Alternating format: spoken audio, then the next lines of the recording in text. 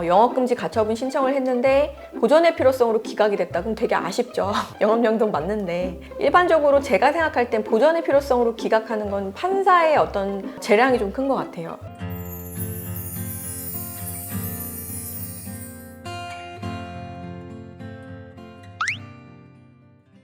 안녕하세요. 법률사무소 봄의 대표 변호사 정현주. 법률사무소 봄 대표 변호사 이완수입니다.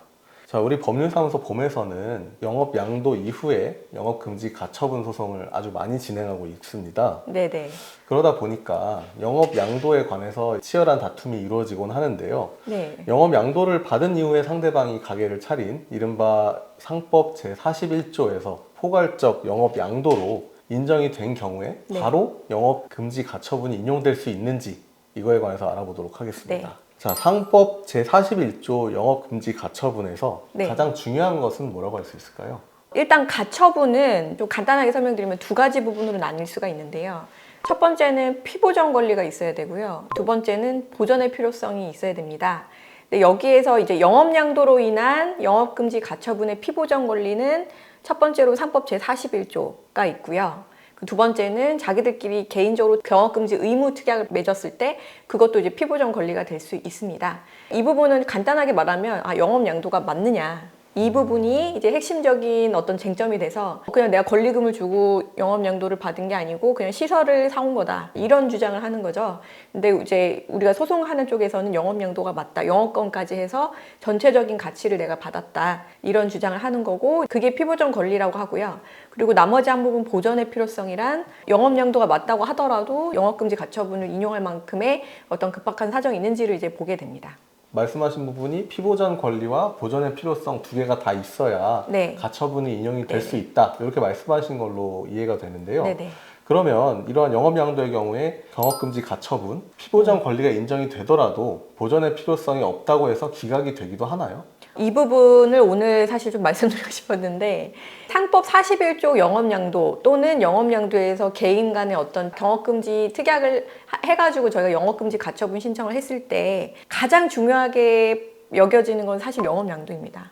피보전 권리예요. 근데 피보전 권리가 인정이 되면 대부분의 경우에는 영업금지 가처분이 인용이 됩니다.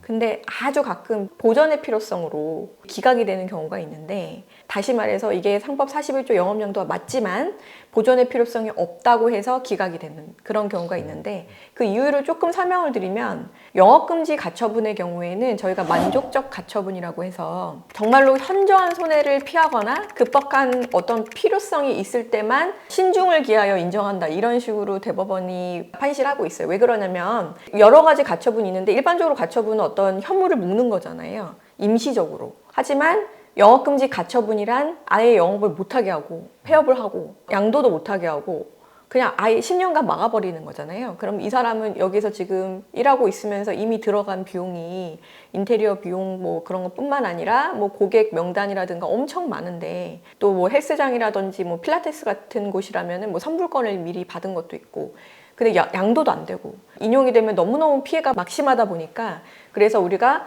영업양도가 맞다고 하더라도 이거를 정말 영업을 금지시킬 만큼의 어떤 현저한 손해가 있느냐, 이런 거를 이제 보게 되는 겁니다. 그래서 뭐 주변 상권이라든지 이런 외부적인 요인들이 좀 중요하다라고 여겨지는 부분이 있으면 매출 감소를 했다라고 저희가 주장을 하더라도 보전의 필요성으로 기각이 될 수도 있습니다. 그러면 이렇게 뭐 영업양도가 인정이 되었음에도 불구하고 네. 보전의 필요성이 없다는 이유로 기각이 된 경우에는 네. 어떻게 해야 하나요? 보통 이제 신청을 한 쪽에서 영업금지 가처분 신청을 했는데 보전의 필요성으로 기각이 됐다. 그럼 되게 아쉽죠. 영업양도 맞는데. 그러면은 당연히 항고를 고려를 해보게 되는데, 일반적으로 제가 생각할 땐 보전의 필요성으로 기각하는 건 판사의 어떤 재량이 좀 큰 것 같아요. 왜냐면은 저희가 이제 진행하다 보면은 보전의 필요성을 별로 중시하지 않는 재판부도 많거든요.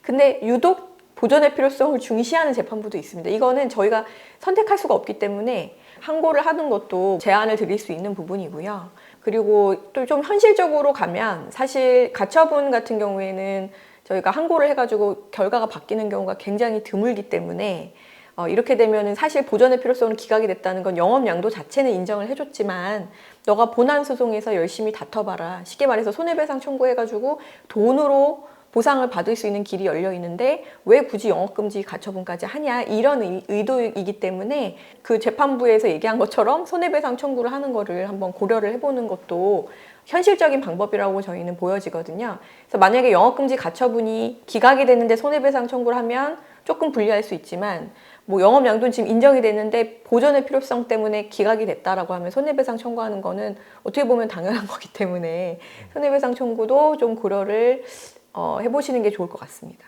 네. 이번 시간에는 이렇게 영업 양도에서 있어서 포괄적 영업 양도가 인정된 경우에 네. 영업금지 가처분의 인용 가능성, 그리고 그에 필요한 요건들, 그리고 그러한 것들이 잘 되지 않았을 경우에 대처 방안에 대해서 설명드리는 시간을 가졌습니다. 저희 영상이 도움이 되셨다면 좋아요, 구독 부탁드려요. 감사합니다. 감사합니다.